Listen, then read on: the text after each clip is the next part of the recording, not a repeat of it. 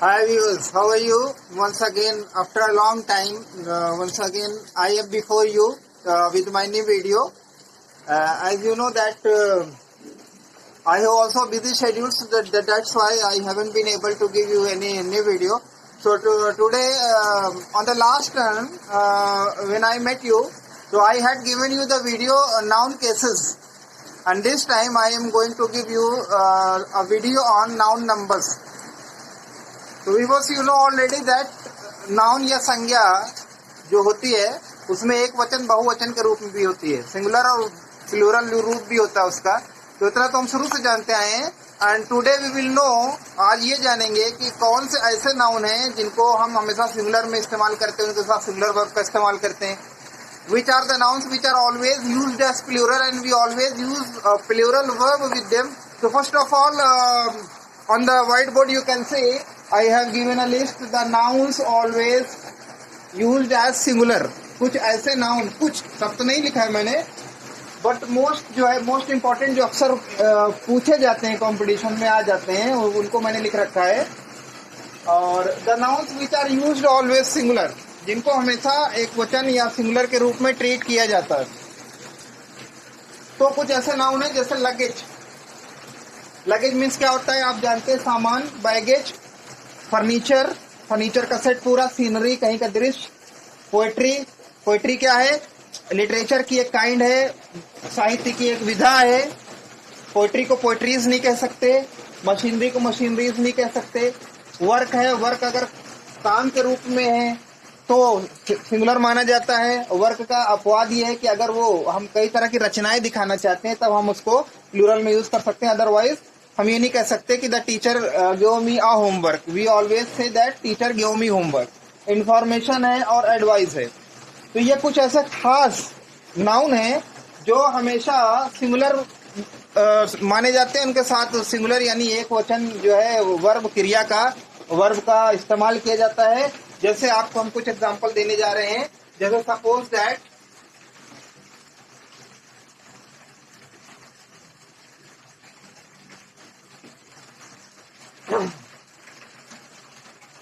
आप कहेंगे कि I like, first example, I like poetry of kids. आप ये नहीं कह सकते कि I like poetries of kids. हाँ, आप ये कह सकते हैं कि I like poems of kids. Poetry साहित्य की एक विधा है, एक उस कला की एक काइंड, एक प्रकार है। तो जो विधा है उसका नहीं हम प्लूरल कर सकते पोएट्रीज। हाँ, उसके अंदर पोएट्री के अंदर जो कंटेंट्स हम पढ़ते हैं वो पोएम होता है, तो पोएम को हम पोएम्स कर सकते हैं। हम इसको कभी भी आई लाइक पोएट्रीज नहीं लिख सकते हैं। अगर हम आई लाइक पोएट्रीज लिखेंगे तो ये गलत माना जाएगा। तो इसी तरह से लगेज को लगेज ही कहा जाता है, कभी भी लगेज से नहीं कहा जाता। तो ये वो नाउन है जिनको हम, जैसे आप ये कह सकते हैं कि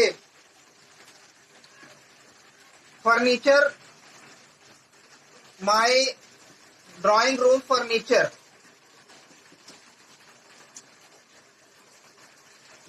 furniture is very costly or is very expensive। मेरे ड्राइंग रूम का फर्नीचर बहुत कॉस्टली है। चलिए तो ठीक है, लेकिन आप ये नहीं कह सकते कि my drawing room furnitures are very costly, क्योंकि फर्नीचर्स का प्लूरल नहीं होता, फर्नीचर ही पूरे सेट को फर्नीचर कहा जाता है। हाँ, आप कह सकते हैं 2 sets of furniture, 3 sets of furniture, तब आप प्लूरल वर्ब का इस्तेमाल करेंगे, नहीं तो ये इसको हमेशा फर्नीचर बोलेंगे और फर्नीचर के साथ इस फर्नीचर का फर्नीचर्स नहीं हो सकता। तो ये कुछ नाउन थे जिनको हमेशा हम सिंगुलर में यूज करते हैं। जैसे हम ये नहीं कह सकते कि I gave him an information. हम हमेशा कहेंगे कि आई गेव हिम इंफॉर्मेशन। सम नहीं लगा सकते because this is singular, always suppose singular. या 2 नहीं लगा सकते, 3 नहीं लगा सकते, या इंफॉर्मेशन एस नहीं जोड़ सकते। हाँ, हम ये कह सकते हैं कि आई गेव हिम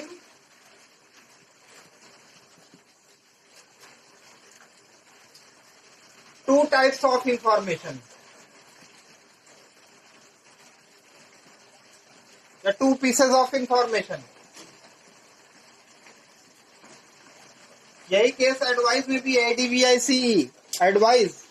एडवाइस में क्या है कि हम कहेंगे आई गेव हिम एडवाइस या ही गेव मी एडवाइस। जब हम एडवाइस को नाउन के रूप में यूज करेंगे तो हमेशा उसको सिंगुलर में लिखेंगे, I gave him advice.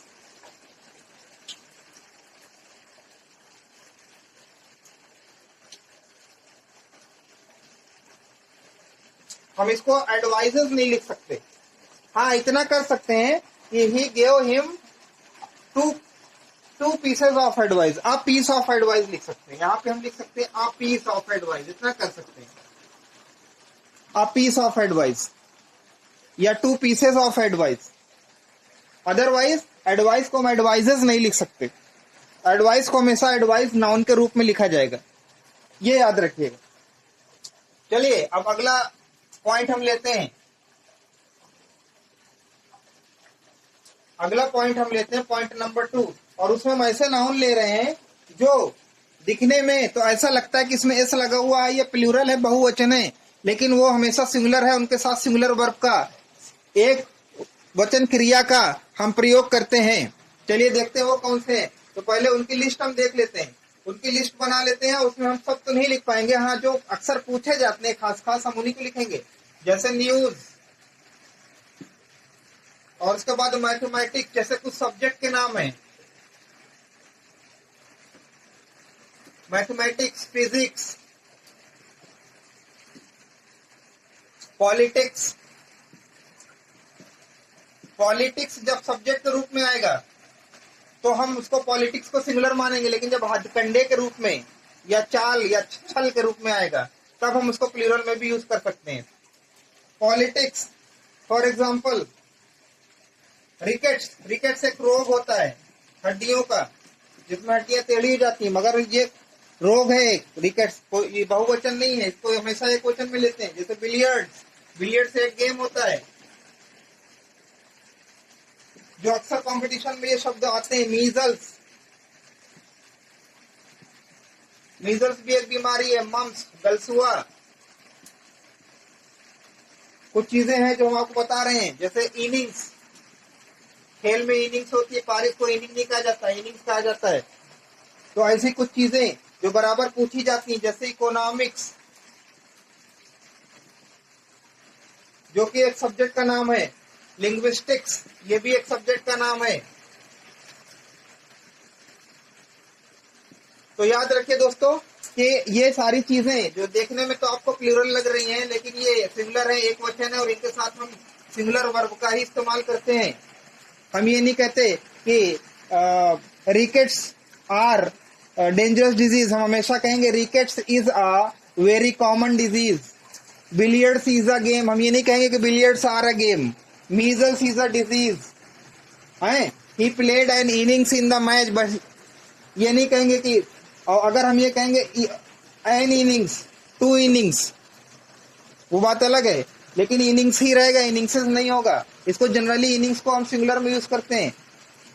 Economics, linguistic, भाषाई ज्ञान, ये क्या है, ये चीजें दिखने में क्या है, प्लूरल लग रही हैं। कहीं कहीं रिकेट्स, मीजल्स को देखते हैं हम, बिलियर्ड्स को देखते हैं, लेकिन ये हमेशा सिंगुलर है, ये एक वचन है, याद रखिएगा। और इनके साथ एक वचन यानी इज का ही यूज करेंगे, आर का नहीं यूज करेंगे, वॉज का करेंगे, वर का नहीं करेंगे, हैज का करेंगे, हैव का नहीं करेंगे। तो ये सारी चीजें हमको करना है, याद रखना है। चलिए हम अपने तीसरे पॉइंट पर चलते हैं आज के। और हमारा तीसरा पॉइंट जो हम लेने जा रहे हैं वो है हमारा कि कुछ नाउन ऐसे होते हैं जो देखने में, अब यहाँ बात बिल्कुल पलट जाती है, ये देखने में तो लगते हैं सिंगुलर, लेकिन इनको हम इनका इस्तेमाल बहुवचन प्लूरल के रूप में करते हैं। उनकी कुछ लिस्ट है, देख लीजिए। जैसे कैटल है, मवेशी, जैसे गाय भैंस का झुंड, कैटल, मवेशी। पीपल,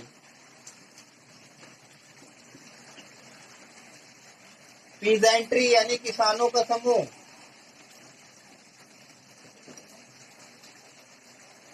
जेंट्री, कुलीन लोगों का समूह, अच्छे लोगों का समूह। जेंट्री, उसके बाद जो है इलेक्टोरेट,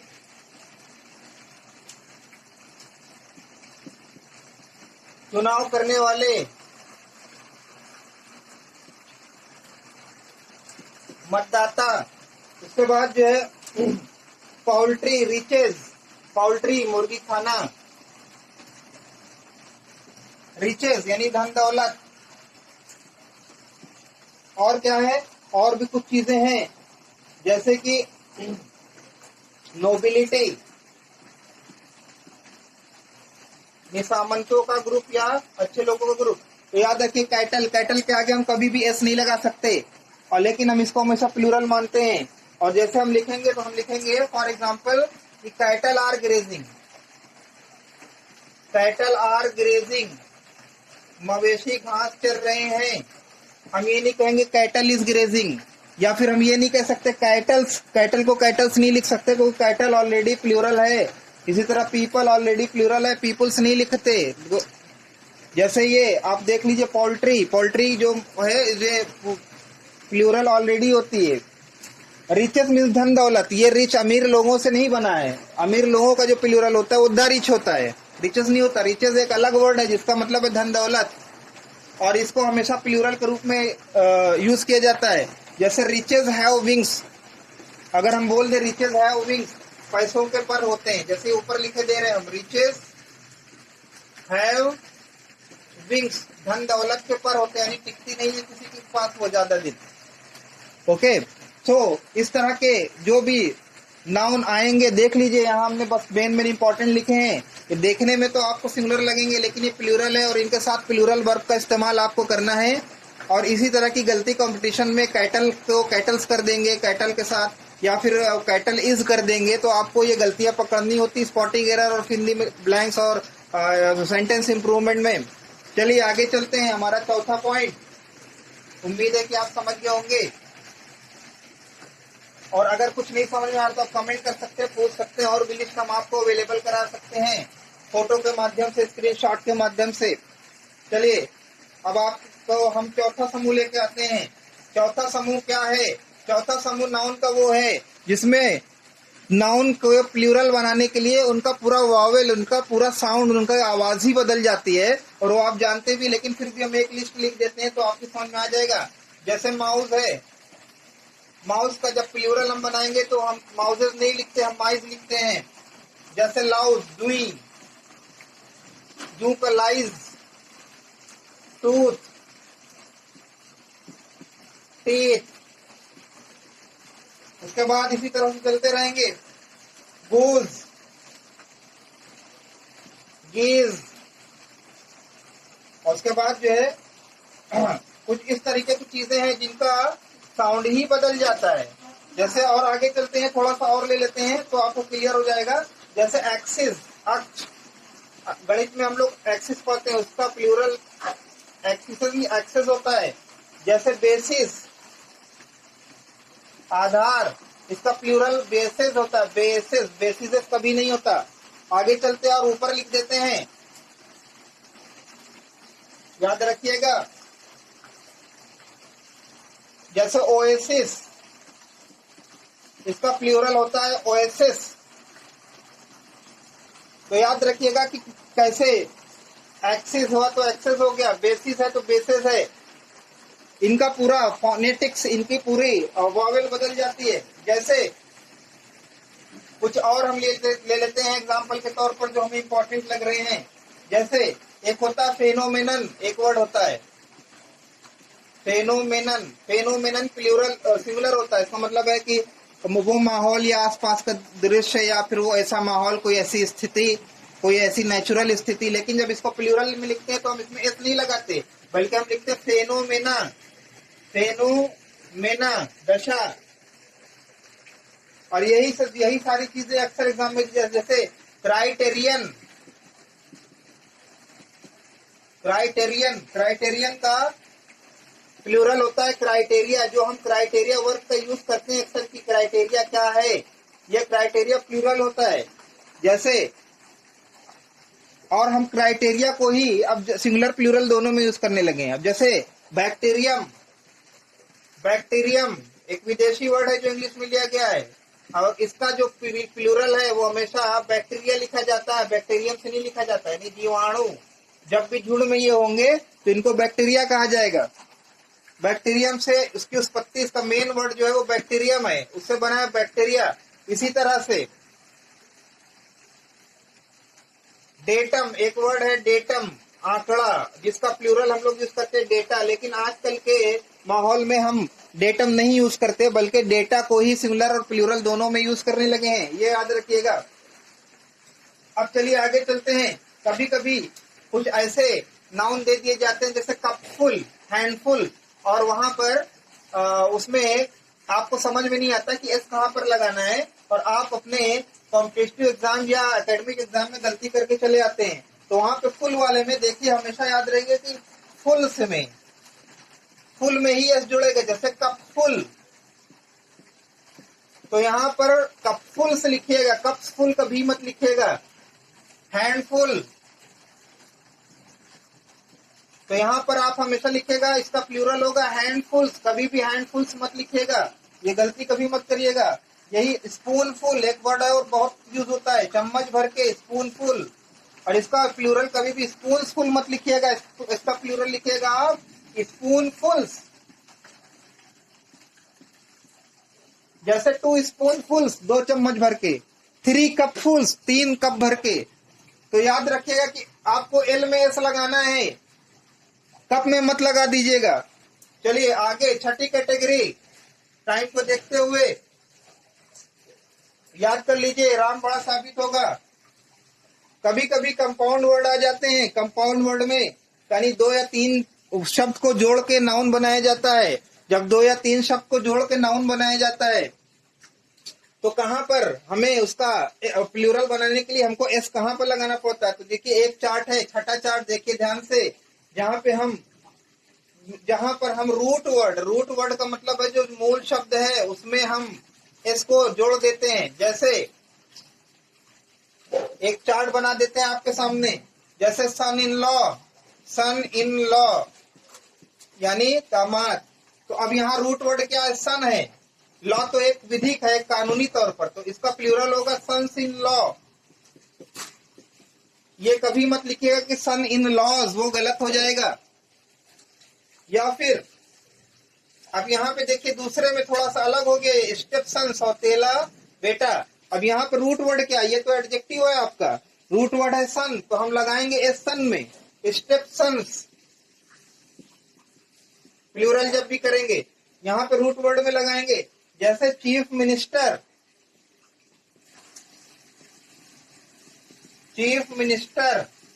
यहाँ पे चीफ एडजेक्टिव है और नाउन जो मिनिस्टर है, तो मूल शब्द जो है रूट वर्ड मिनिस्टर है। तो जब हम चीफ मिनिस्टर्स का प्लूरल बनाएंगे, जब कहीं मुख्यमंत्री, तो हम लिखेंगे चीफ मिनिस्टर्स। ये याद रखिएगा, ये शब्द ऐसे हैं। जैसे गर्लफ्रेंड,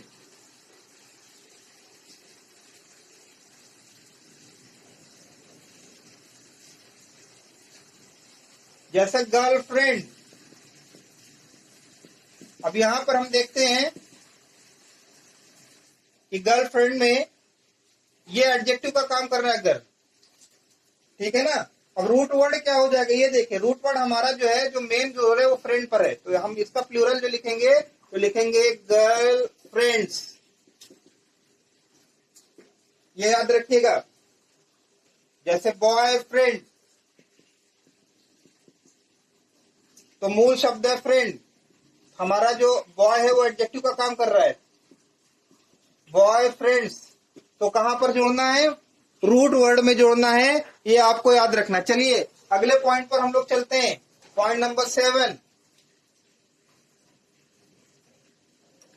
पॉइंट नंबर 7 क्या कहता है, पॉइंट नंबर 7 में हम उन कंपाउंड नाउन को ले रहे हैं जहां पे हमें दोनों शब्दों में प्लूरल करना पड़ता है। कुछ ऐसे शब्द जहां हमें दोनों जो भी कंपाउंड नाउन में जितने भी शब्द हैं सबको प्लूरल करना पड़ता है। जैसे मैन सर्वेंट। अब यहाँ पे ये भी मूल है, ये भी मूल है, तो हमको यहाँ पे मैन का मैन करना पड़ेगा जब इसका प्लूरल बनाएंगे, और सर्वेंट का सर्वेंट्स करना पड़ेगा। दोनों जगह हमको प्लूरल बनाना पड़ेगा, ये याद रखिएगा। जैसे मेन सर्वेंट, जैसे माइन टीचर,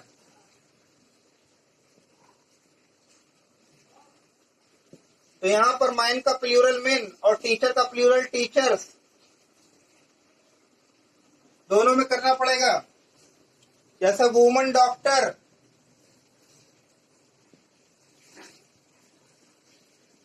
देखिए यहां पर दोनों ही मूल है, तो यहां पर वीमेन, वुमन का प्लूरल वीमेन EN, और डॉक्टर का डॉक्टर्स, वीमेन डॉक्टर्स। इस तरह से हमें इन चीजों को हैंडल करना होता है। जैसे वुमन एडवोकेट का वीमेन एडवोकेट्स हो जाएगा। पॉइंट नंबर 8 पर चलते हैं।